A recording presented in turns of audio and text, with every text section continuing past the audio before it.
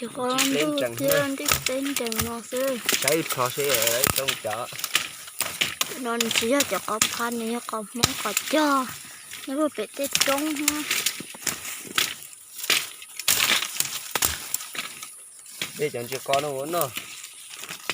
Để cho nên đây cho được có cho một lán thôi.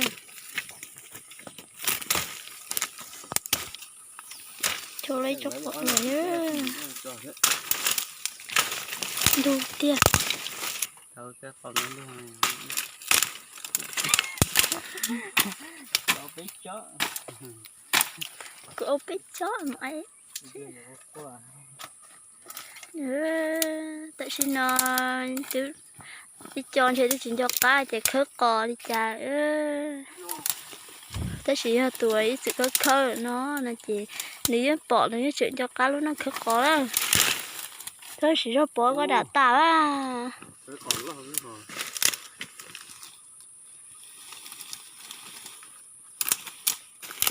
thế cái còn nó xin là trời xuống phải nó cái kiểu Nó thấy chặt con đấy.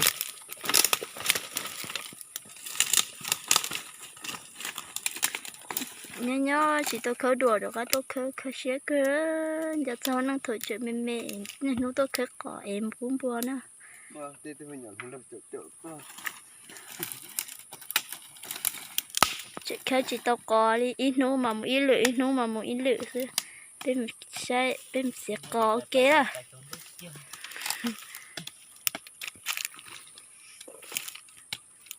cho lấy thò cho chẳng chỉ thò tiếp theo rồi thì tôi lấy bơm bộ nó là bé bé làm tôi không chỉ tiếp ở chậu é nữa lần chơi tiếp chậu é nữa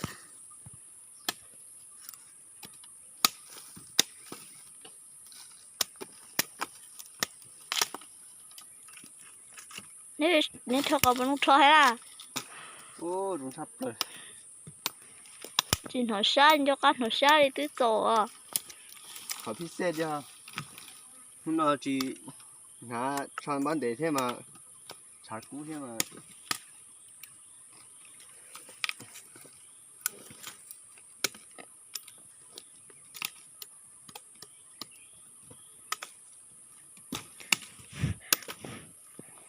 chỉ có nó chấm chín đó là nó chở mua mua nè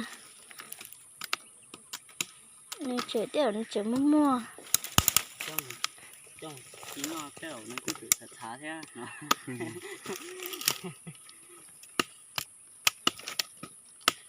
Thay được chợ còn kia.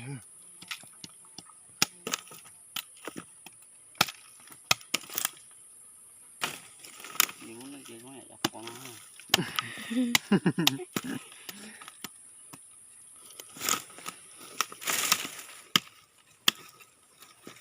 chỉ có cái thấu có tên đồ đùng đô tên đồ tên tia mong chỉ là con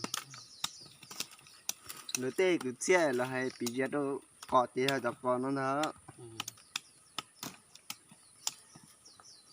Chị ơi có ai giữ đâu tên đó rồi. cái mà tên đồ đùng đô tên đồ tên tia tôi chỉ lấy bơm đầu nó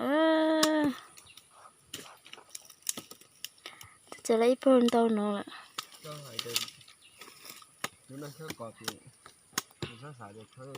Có cái chó thì chậu ấy. Cái chó thì cái đấy cái chó nó xíu nào thì chậu. sẽ tiệt tả nữa tiệt tả lại bé hơi là muốn tỉ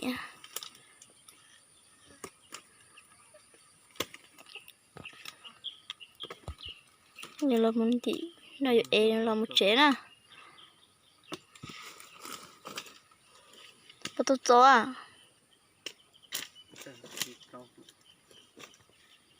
Mất sạch. đi chơi là ngay cho có đứa nào lo luôn cho món nạc